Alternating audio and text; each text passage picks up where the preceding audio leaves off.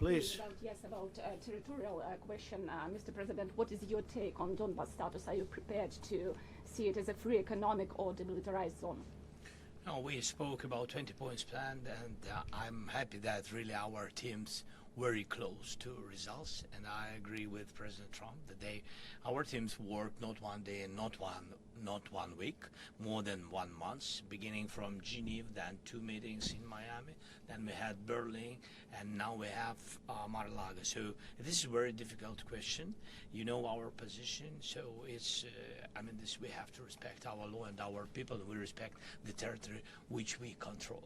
And of course, our attitude is very clear. That's why President Trump said this is a very tough question. And of course, we have with Russians different positions on it. And have you discussed referenda about... No, when we speak about referendum, we spoke that it's one of the key. We can have referendum on any kind of points of this plan. I said that we can use referendum like for the plan, or we cannot use referendum. It's one of the key. We can use, this possibility of Parliament to vote according to the law or to have referendum.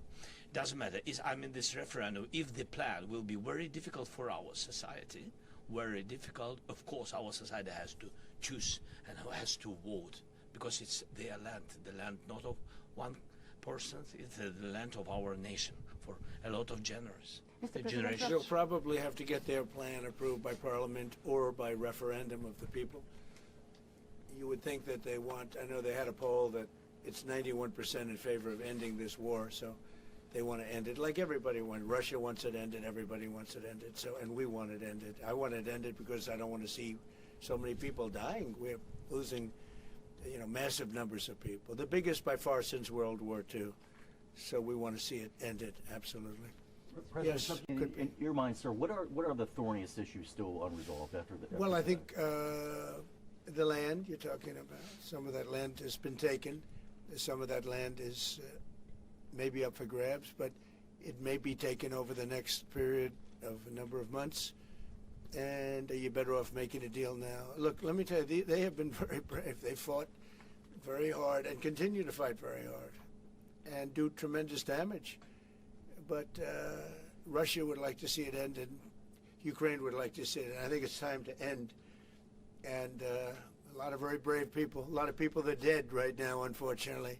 Did Russia agree, or did Putin agree to a ceasefire to allow a referendum to take place? Not a ceasefire, and that's one of the points that we're working on right now. No, not a ceasefire. He feels that, look, they're fighting and to stop, and then if they have to start again, which is a possibility, he doesn't want to be in that position. I understand that position. The president feels strongly about that or something, but I think we're finding ways that we can get around that. But I understand President Putin from that standpoint. You have to understand the other side. And, I'm on the side of peace. I'm on the side of stopping the war. So, but I think that's a problem that's going to get solved. Yeah. Would people who live outside of Ukrainians who fled during the war be allowed to participate in the referendum? If we speak about the people who are abroad, who are not on the territory of Ukraine, you mean that in Poland, in Germany, we have millions of people. Yeah, they have a referendum in the same of elections, in the same way how people come and vote. They have rights for this, and of course they have to come.